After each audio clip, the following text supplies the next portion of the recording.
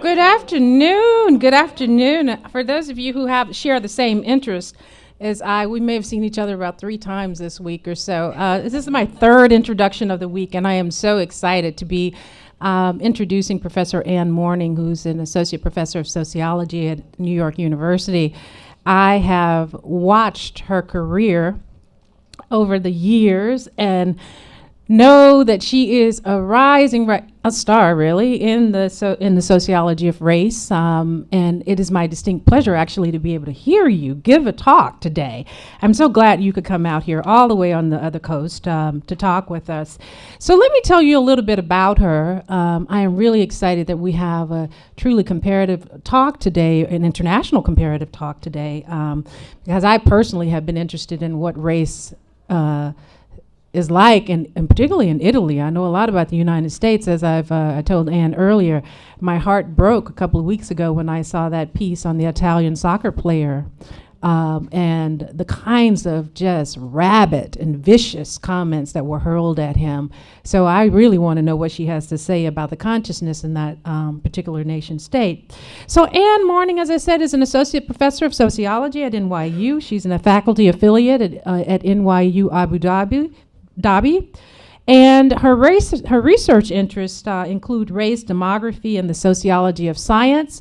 For those of you who don't know, and there are a couple of people in the audience, and I'm glad you're in the audience because I know there are some doctoral students here who actually focus on race and science. She wrote an award-winning dissertation that was given the American Sociological Association's 2005 Dissertation Award, and was published in 2011 by the University of California Press.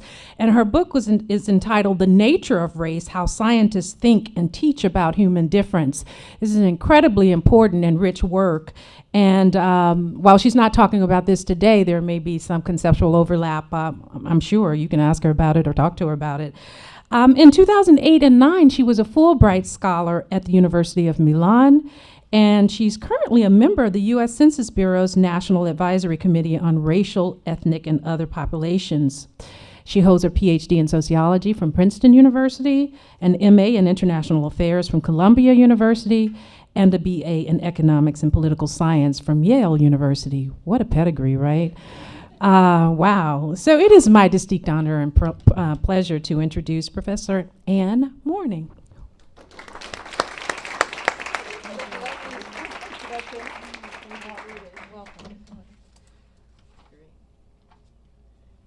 Thank you so much for the warm welcome. It's really a pleasure to see so many familiar faces and also meet new folks.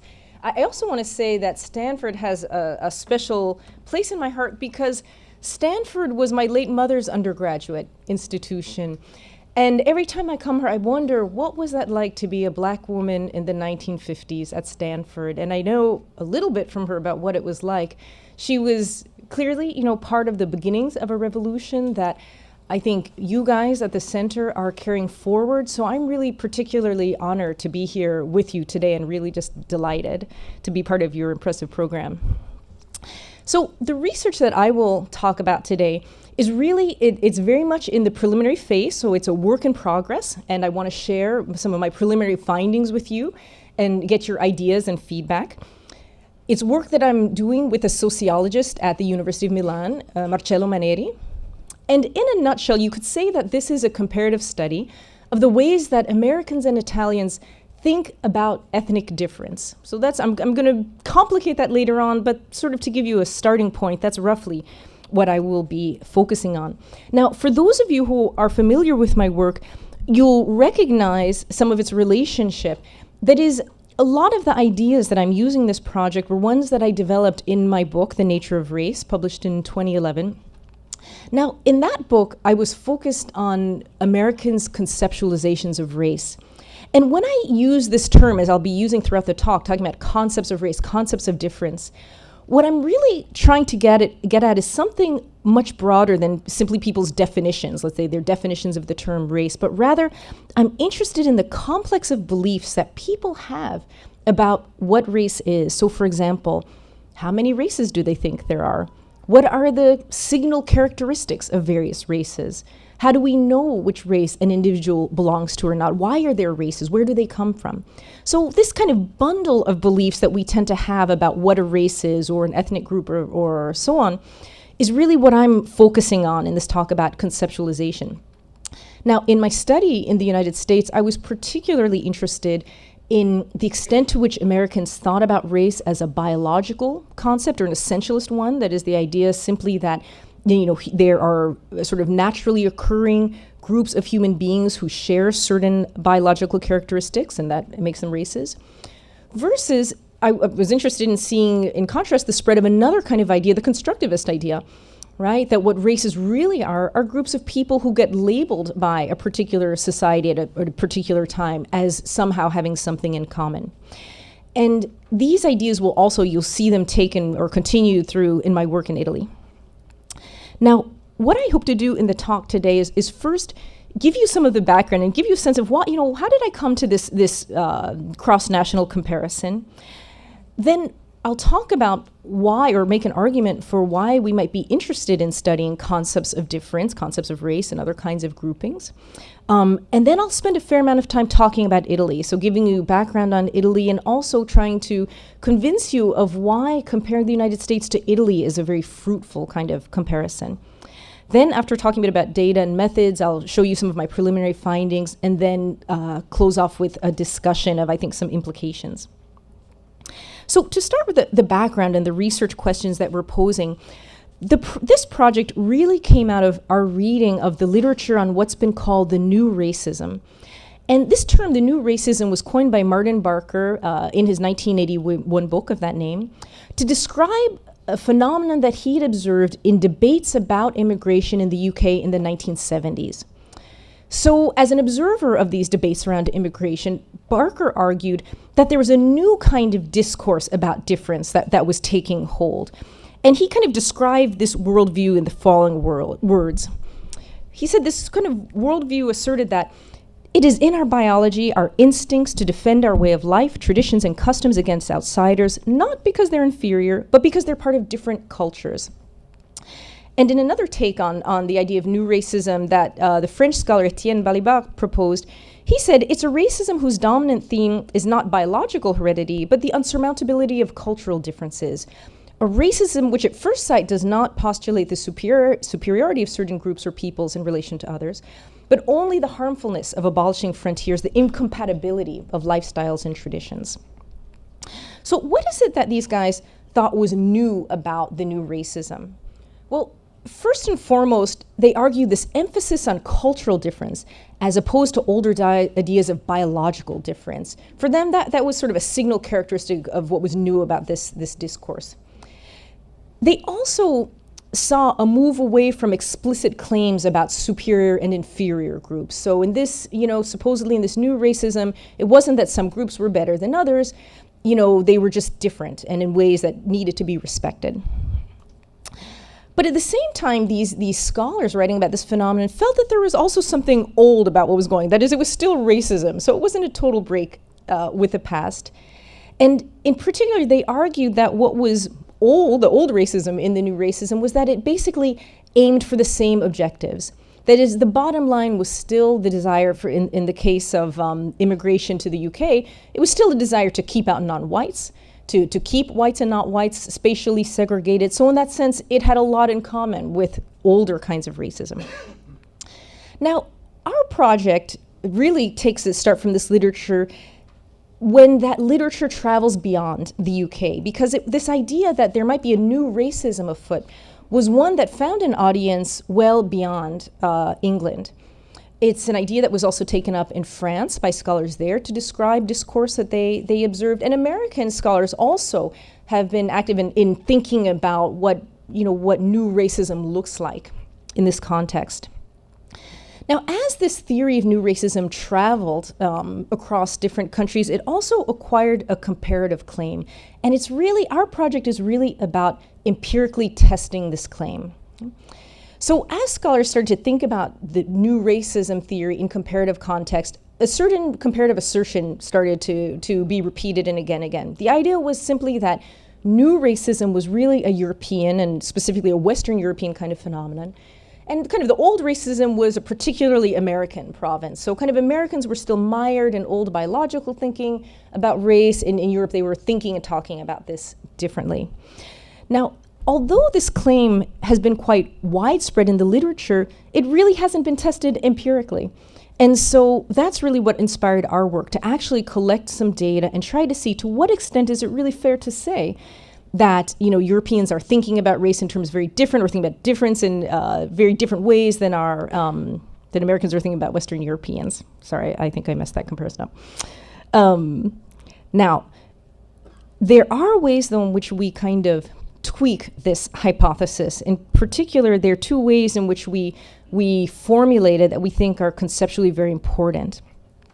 One is that although the literature focused on racism, we really see the contrast that's being made as a question of different concepts, different kinds of conceptualization. And so we use that language accordingly. So rather than talking about whether racism is cultural in the UK and biological in the US, what we really set out to ask is, you know, do Europeans have more cultural understandings or notions or association with group differences than Americans do? Do Americans conceptualize group differences in more biological terms than Europeans do? So we'll be focusing on the language of conceptualization.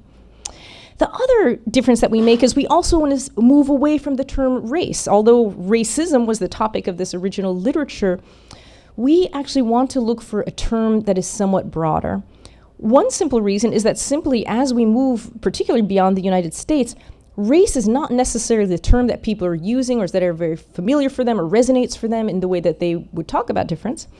But also, I think more importantly, analytically, we are, I think, persuaded by the work of sociologists like Mara Loveman and Andreas Wimmer and Luc Vacant, who have suggested that we can think about several kinds of terms like race or ethnicity or tribe or caste as, in a sense, being part of a family of concepts that take on different meanings in different places. In the United States, we tend to associate certain things with different terms, but that nonetheless they have a kind of family resemblance. And so rather than use one term, which might be particularly resonant for us in the United States or in the US Academy, we're sort of looking for something that serves a bit more as an umbrella term to use in our comparative work.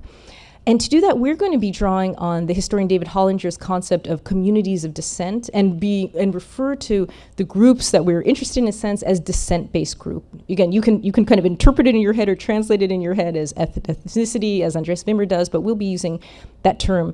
So to pull those kind of modifications together, I think it's most accurate to say that the aim of our project is to make a comparison between the concepts of difference between descent-based groups that obtain in the United States and in Italy. Now, within that overarching objective, there are three more specific kinds of research questions that we ask. First of all, we are interested in tracing the extent to which culture and biology figure in Americans and Italians' reasonings about the nature of group differences. Second, we also want to leave open the very real possibility that beyond culture and biology, there may be other important ways in which people in these countries characterize difference. For example, Michel Lamont has written about moral boundary lines that people draw. There could be socioeconomic characteristics that our respondents pay attention to. And then finally, we want to be very agnostic about the extent to which people understand descent-based groups as having characteristics that are fixed, permanent, essential, or fluid and malleable. So we don't want to make any assumptions about, you use the word ethnicity and therefore it means that you're thinking about a fluid set of characteristics. We want to be open and see what emerges from our data. All right. What I'd like to do now is really move into the rationale for this, to talk more about why we think it's important to do work on concepts of difference and then why we choose to do it in this comparative framework. This is something that I elaborate a lot more in my other writing, so I'm going to go over this very briefly, but I'm happy to talk about it more in question and answer. In a nutshell, we argue that concepts of difference should be of interest to us as scholars because they're related to so many of the group-related, or we could even say specifically race-related phenomena that we're often interested in. So research, particularly from social psychology, suggests that there's quite a strong link between the ways that people conceptualize difference and their attitudes towards the other groups. So their prejudices, they're willing to have social contacts with people from other groups and so forth. A second reason is that clearly there are practices that we engaged in which are shaped by the conceptualization of race that we hold. So just to give you an example, the practice of taking your cheek swabs and sending your DNA to a company that purports to tell you what your racial makeup is only makes sense if you have the underlying concept that what race is a biological characteristic embedded in your body.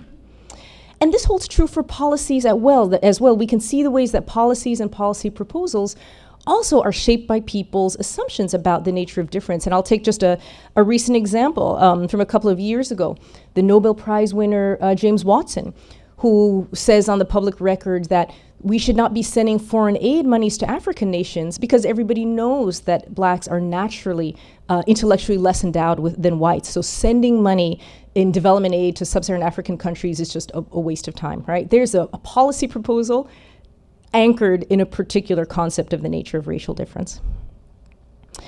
Now, if you grant that it's important to think about concepts of difference, why do it in comparative perspective? Now, as you all know, comparative work has many kinds of advantages for any kind of question, and I won't spend time on those here. But I want to point out that with respect to American concepts of difference, that I think there's something particularly fruitful for us to be paying attention to what is going on in Western Europe.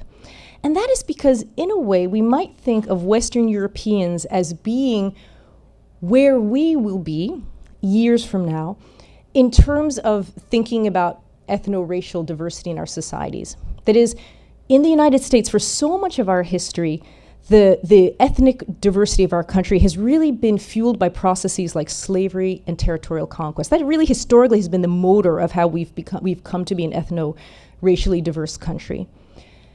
In Europe, certainly today, that motor instead is voluntary immigration. Of course, we are now becoming more like Western Europe in that way. It's really now voluntary immigration that is changing the demographic makeup of our country.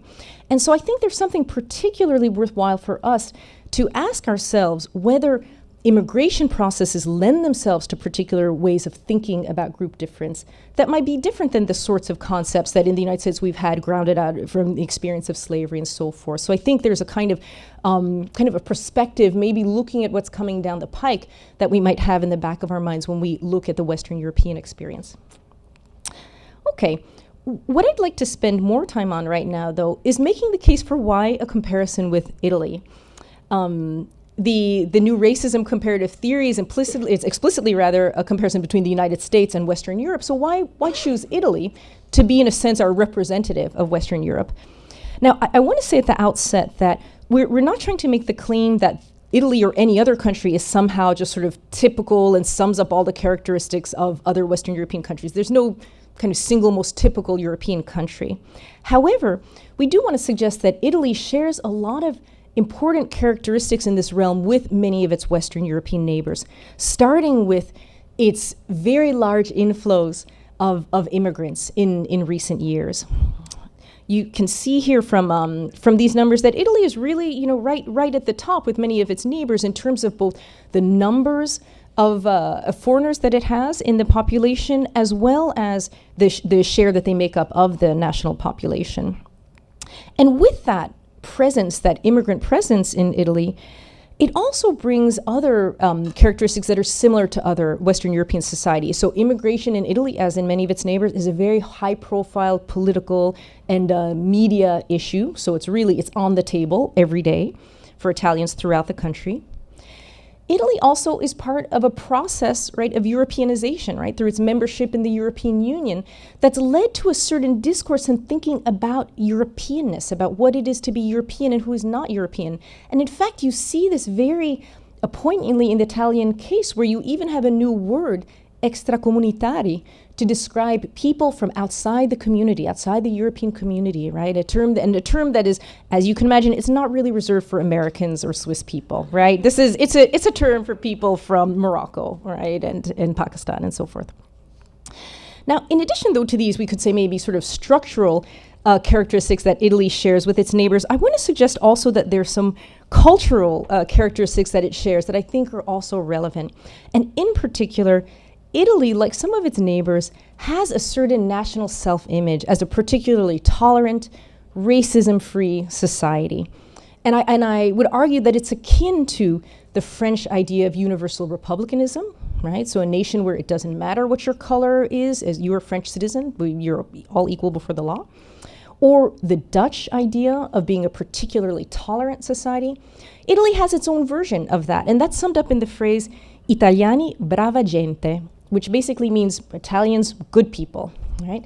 It's an idea that is, it's linked in part to a certain kind of stereotype about an Italian personality, but it's also quite related to a vision of Italy's place in the world, particularly in World War II and beyond. So there's very much this idea that, in World War II, Italy, Italians were opposed to the Germans, right? This totally ignores the fact that they were allied with the Germans, but somehow, they were the good guys, and those nasty, mean Nazis came and tried to round up Jews, but Italians fought them off and saved lots of Jews, and they weren't as bad as the Germans. And so, there's this whole mythology of how good, Italian people are that is summed up in that phrase. This self-image is also helped along by the fact that Italians have very little real memory of their own colonial past. So, to be granted, it was, it had a small footprint. It was not like the French or the British Empire. It was quite small. But nonetheless, it's something which just doesn't, it's not really present in the Italian imaginary. And when it is, it's depicted in these idealized terms. For example, the image that I'm seeing at the right that you can't see very well is from a publication of the 1930s, so the fascist period. With colonial pretensions in the Horn of Africa, and here the Italian soldier comes, plants the flag, and all of the black locals are thrilled and welcoming with open arms, kind of like was going to happen when the U.S. invaded Iraq, and So anyway, a very happy scene.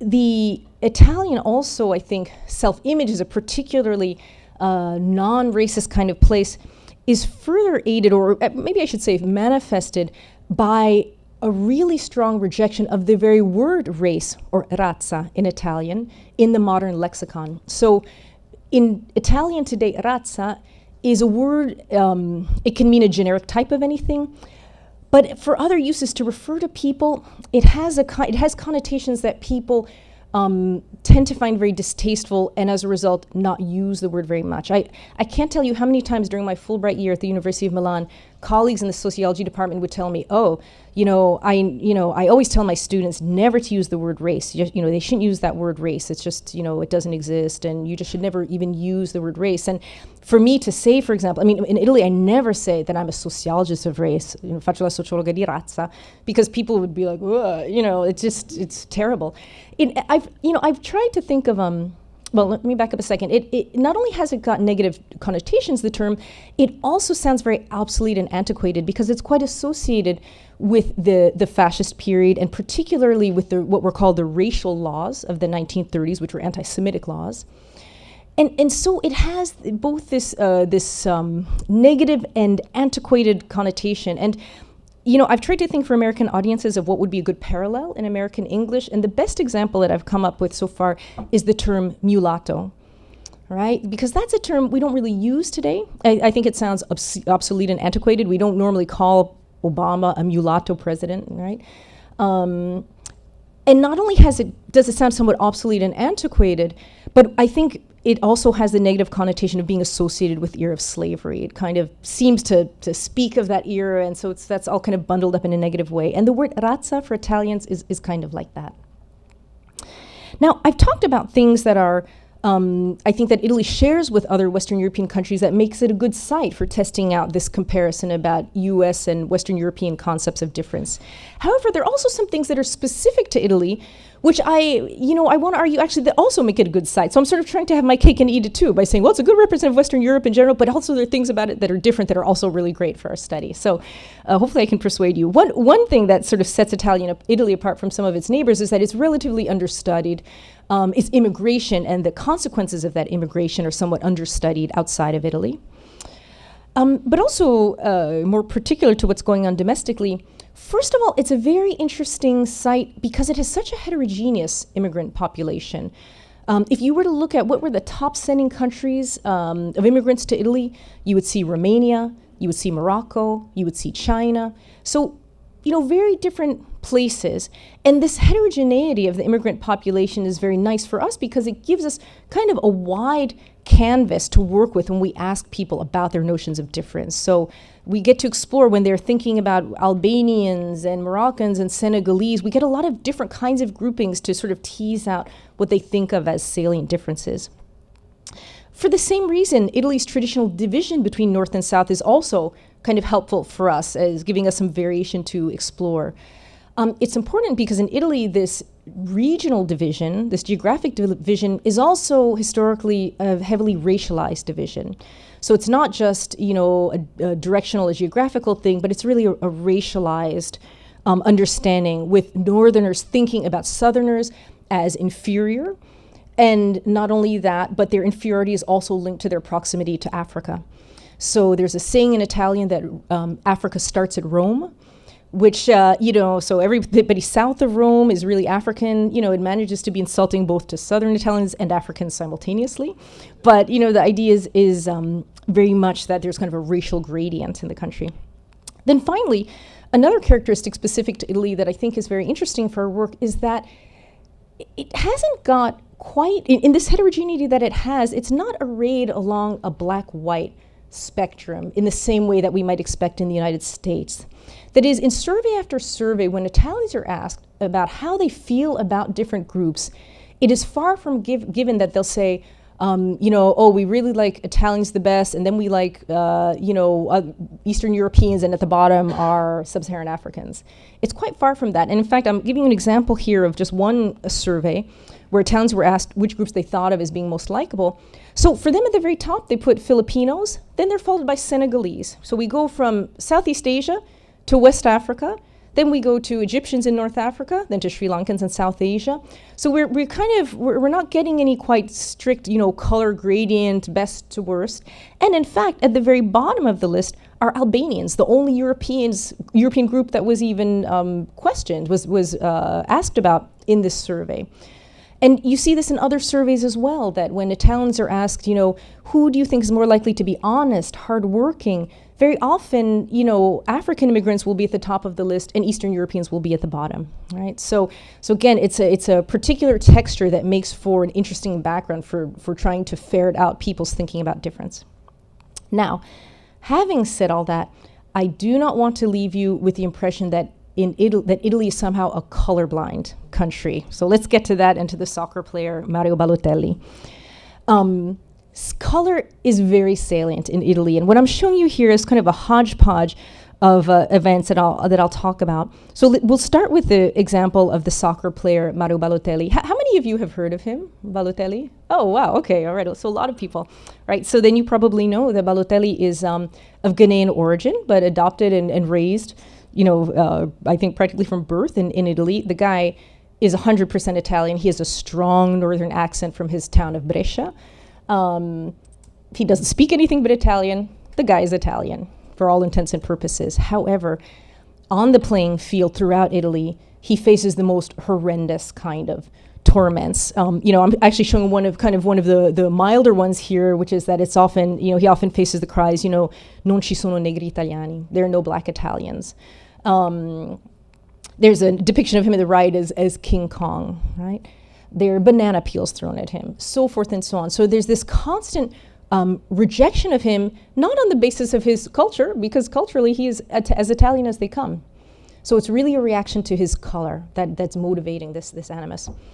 Similarly, in the bottom right, I show an example of a young man who was beaten to death in Milan a couple of years ago. Actually, this was, I think, in the month that I arrived for my sabbatical in Italy. So I was like, whoa, I came to the right place to study this stuff. He was beaten to death for stealing a packet of cookies from a bar, and beaten to death by the bar's owners, crying, who's filthy black, and beat him with steel pipes. Finally, from a more recent event, I want to give an example of Italy's first black minister. She was named to its second most recent government. You may not know, but the government changed last week. Right? It happens all the time, as you know. So now there's a new government, but in the previous government of a week ago, there was a black minister named Cecile Kyenge.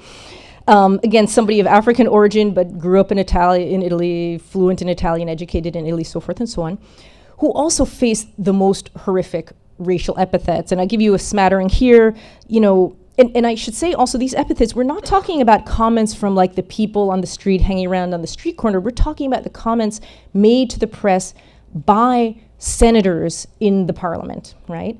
So one such member of parliament said, oh, every time I see her, I think of an orangutan. I don't know what it is. She just looks like an orangutan to me. Again, captured here for ABC News.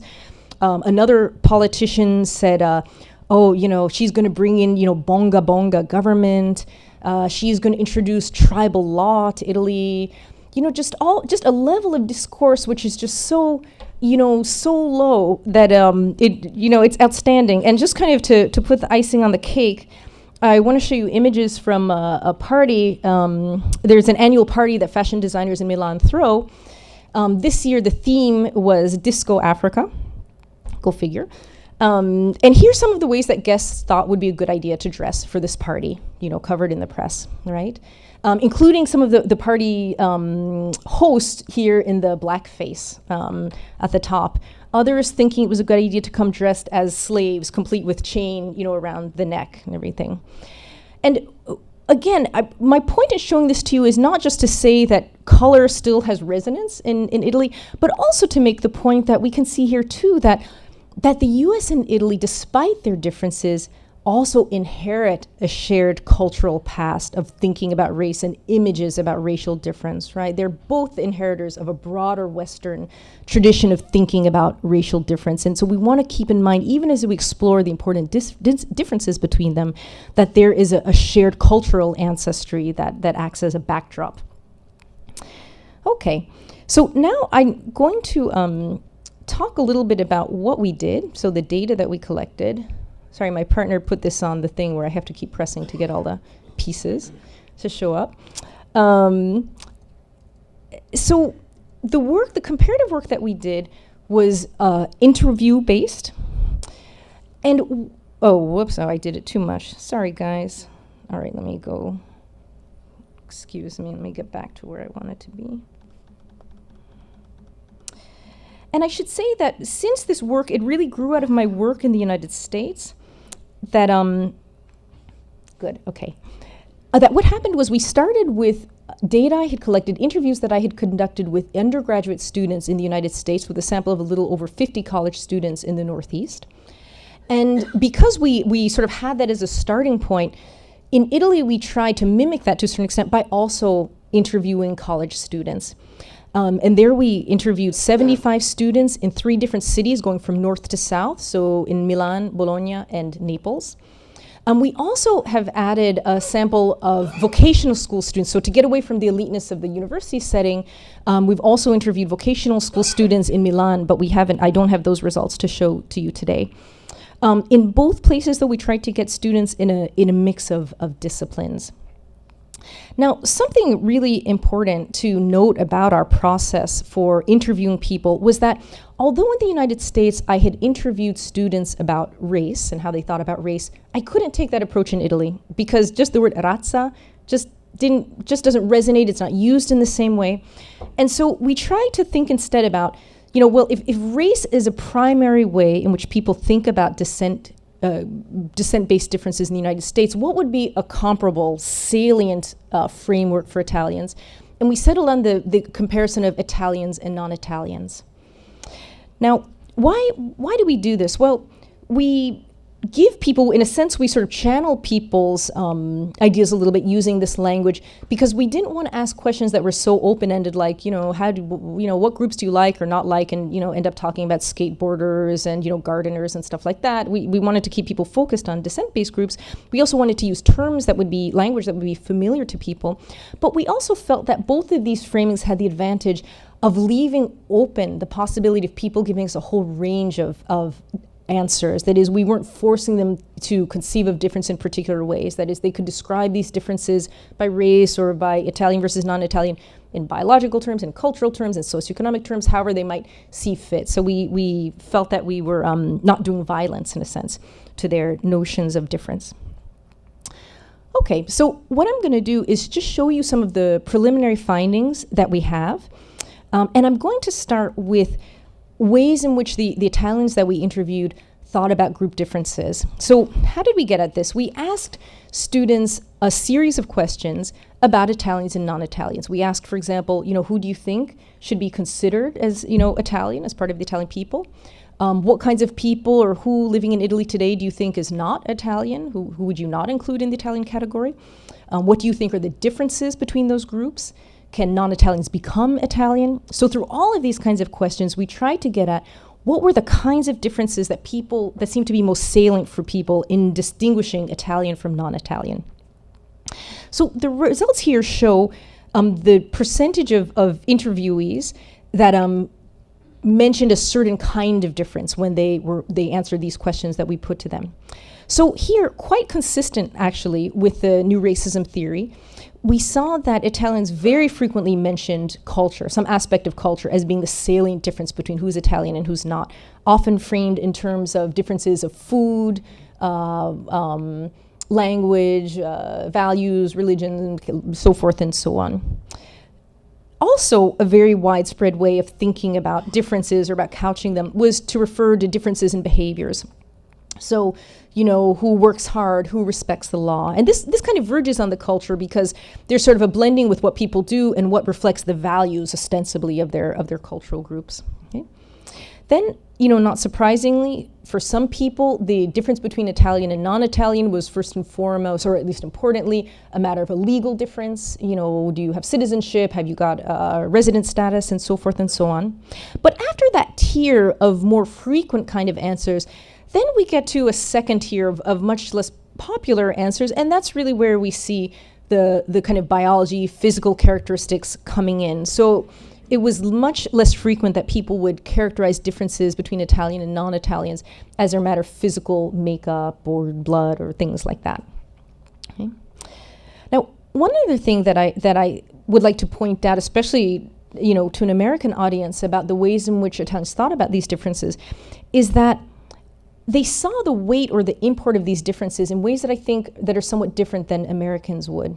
And I get at this in the following way. So we asked people in another series of questions about integration and which groups they felt could be integrated into Italian society. And so we asked them the same question 3 times, just varying the term.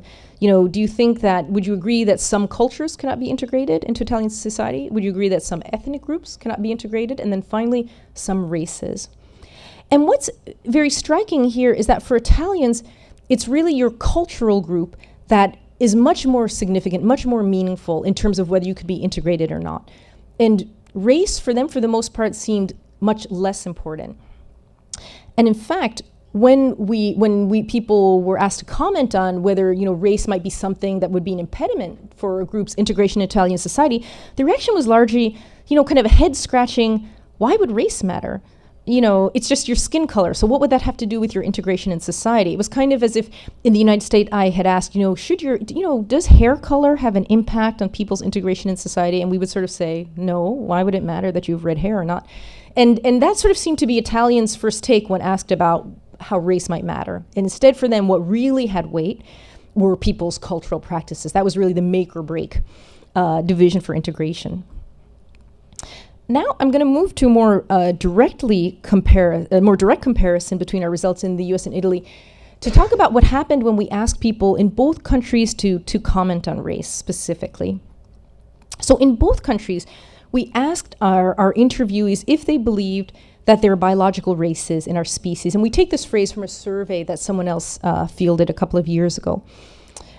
So here, not surprisingly, Americans were more likely to say that they believed there were biological races in the human species. However, what I actually find notable about this is that it's not as if that belief was non-existent in Italy. Roughly 1/3 of the students that we happened to interview thought that that was a true characterization. And I think that really goes against the expectation of the new racism theory that, just biological race would be something that would be completely, unacceptable or unvoiced in a Western European context. Now, the other thing that we asked people in both countries was, or one of the other things we asked in both places, was how people would define the term race. And I'll start with my results in the US, going over them very briefly because I've detailed them other places, and then talk more about the results from Italy. So when I asked students this question in the US of how they would define race, the number one answer that I got was to talk about race in terms of cultural difference. So this student who says, I think it kind of has a lot to do with like what culture you're coming from and like you're different. I mean, everything from like how you eat, what you eat, to what you wear, to like, I mean, the language, everything. So that was a fairly common kind of answer that I got when talking to American students. But almost as frequent an answer was for them to also describe race in terms of biology. And the reason that the percentages that I'm showing here don't add up is because people often draw on more than one explanation. And in particular, and this was actually a surprise to me doing the research, that the cultural definition and the biological definition didn't seem to be at odds with each other for the people that I interviewed. They seemed to work together just fine. So here we have a quote from a biology major who says, well, like, I personally think it's just a matter of, physiological differences that occur simply because of the environment. So this emphasis both on physiological or genetic characteristics and those characteristics being produced through a process of human evolution was a very common way for people taking a biological tack and describing race to reason. And then finally, a much smaller share of the students I interviewed really talked about and thought about race as being best understood as a social construct. I have to say I was a little chagrined that this viewpoint, it wasn't more widespread in the sample where anthropology majors were quite overrepresented. I oversampled anthropology majors because I was interested in the effect of teaching that discipline, and even despite my oversample of anthropology majors, not a lot of people seem to really find helpful or useful the idea of social construction as a way of understanding what race was. And I could tell also in my interviews that often they didn't quite get it. They would say, well, yeah, I think race is a cultural construct. It's like you have your culture and I have my culture, so we're different. So that's not quite the sense of social constructionism, but so I could tell there was just not a lot of clarity among undergraduates about what that idea aimed at. Now, when we asked the same question of Italians, here to my surprise, the number one answer that Italians gave when asked what race was to define it in biological terms. And here in these quotes from various interviews with Italian students, we see a lot of the same themes. So race being based on physical characteristics. We see also the language of Caucasians, that sort of held over. In the second quote, I want to point to the mention of animals. So towards the end of the second quote, this person says that's a race which exists in man, it exists in dogs, exists in all animals. And I'm going to come back to that mention of animals later. And in the third quote, this student again gives us this evolutionary theory of race, right? In my view, race is the result of adaptation to the natural environment. And then this kind of like nonsensical, for example, blacks had to have dark skin because they're African, but whatever. We know where they're trying to go, and it's with an environmental kind of argument. Also very common, although not as much in our Italian interviews, was a different kind of tack that was somewhat different from what we saw among American students, and that was to insist simply that race just did not exist. There was nothing to talk about because it just does not exist. I'll use the quote in the middle. I think it gets a lot of this. A woman who said, "Oh, mama, since I was little, I was always told not to use that word, race, even in elementary school. They always taught me to use it just for animals. So there's one human race and one only, and race is only biology. So exactly what separates a dog from a horse from a human being." And in the last quote at the bottom, we also get at the ways in which the word race is very much associated with a troubling past. So this student says the term race I would define as a term from the past, overcome or bypassed, superato, and bothersome because it tried to define in terms of biological diversity a kind of hierarchical scale of differences of varied kinds. Now, sort of in last place among the interviews was an equation of race with culture. It wasn't the most common way to do it, but it was not infrequent either. It was also part of what came up. So this idea that race is sort of another way of saying ethnicity. It's a more derogatory word for ethnicity. So to sum up these comparisons from the interviews, I want to point to both commonalities that jump out. So one, particularly looking at the mass of all the interviews, it becomes clear that both in the United States and in Italy, the term race has very heavy biological connotations. it also, and this may be less evident from the quotes that I show, but there's also a pretty widespread belief that knowing what race is really a matter of scientific proficiency. So race is a scientific term, and we just have to know what the term is, what the definition is that scientists are using. We just, to get on the same page with them. But that race is ultimately something that we can best understand through our study of the natural sciences. And then finally, in both countries, students expressed a lot of ethical concerns about dealing with the term race, using the term race. And that, again, that was true in the US as well as in Italy. But there are also, I think, some very important differences. In the United States, or rather, it's only in the United States that we see the language of race as socially constructed. And I understand from my partner in Milan that that idea, race as a social construct, it just hasn't made the same inroads in the Italian Academy the way it has made in American classrooms, perhaps in part because faculty there don't even want to use the word race. So, it's just it's not a mantra that you're going to be getting at your education at the University of Bologna. But what that means, an implication of that is that by thinking about race as a social construct, American students are also able to imagine race as a contemporary social phenomenon. It may not be a biological characteristic, but it's a real system of grouping people that has a place in society today, that plays a role in society today. In Italy, instead, the thinking was that you didn't say that race was a social construct, you just said race didn't exist, there is no race. Or there used to be an idea about race, but that was in the past a long time ago, and anyway, people have given up that idea and it was wrong.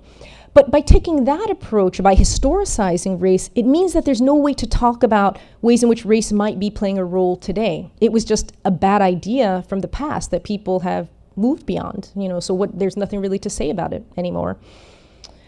Also, in Italy, it's striking, as we saw, students often incorporated reasoning about animals in their thinking about race, and that is for a very straightforward reason, I think. In Italian, the word razza is the word that we would use for breed. So you would say, like, the bovine race, the porcine race, to talk about races of cows and pigs and so forth and so on. So kind of the association with animals suggests itself. And then finally, in Italy, we often saw an elision between the terms race and racism. So although we were asking people to talk about race, they would read it immediately as a question about racism. And I give an example of that here. So with these very preliminary findings, admittedly, we are, I don't know how I managed to do that. Okay, whoops. Sorry, guys, this is where I want to go. It's kind of the conclusion, the tentative conclusion, I should say, that we're starting to work towards is that the new racism theory, which suggests that cultural racism prevails in Europe, biological racism in the United States, is not really an accurate picture of what's going on the ground, that it kind of exaggerates differences between the US and Western Europe. Now, it's true, we find support for the idea that when Italians are asked to talk about difference, that cultural examples, that culture comes very strongly to the fore for them. We also saw that they're less likely than Americans are to define race in biological terms. But having said that, we also see that biological notions of difference are far from, invisible, and they've hardly disappeared in Italy. They're still very much there. And we're also seeing that Americans also are using the language of culture to a fair extent in talking about race, more so than might be predicted by new racism theory. So the last piece that I want to leave you with then is sort of our ruminations about why it might be the case then that scholars have exaggerated this distinction between US and Europe. What might have led to that reading of a dichotomy when in fact the empirical situation doesn't seem to warrant that. One explanation we think might to do with fact, or might to do with the origins. Wow, my spacing is really messed up. Okay. Might have to do with the origins of new racism theory, that a lot of the work in this literature was done looking at European countries by European scholars, and we think it might be possible that in a sense the European origins of the theory might have something to do with the claim. That is, perhaps European scholars have sought to disassociate themselves and disassociate the content from American ways of thinking about race, and this theory does that. One scholar, El Tayeb, argues, she says that in Europe, there's a powerful narrative of Europe as a colorblind continent, largely untouched by the devastating ideology it exported all over the world, right? So somehow this belief that, somehow they invented it, but now they have nothing to do with it, and, just the rest of us are living with race. So that might be part of why there's been this perhaps exaggerated dichotomy between the US and Western Europe. Another reason might be, okay, sorry guys. Okay. Another reason might be that, I'm sorry guys, I need to see what happened to my, good, okay. Another reason that I want to suggest is that scholars perhaps have been fooled or misled into thinking that ideas are very different on either side of the Atlantic because the language is different, the kind of terminology is used, that the terms and the kind of the discursive strategies are different in Western Europe and the US. So it makes it seem as if they're thinking very different things when perhaps in fact they're thinking rather similar things but couching it in different language, so that perhaps, an American says race, an Italian talks about ethnia, but maybe they're kind of thinking about the same thing.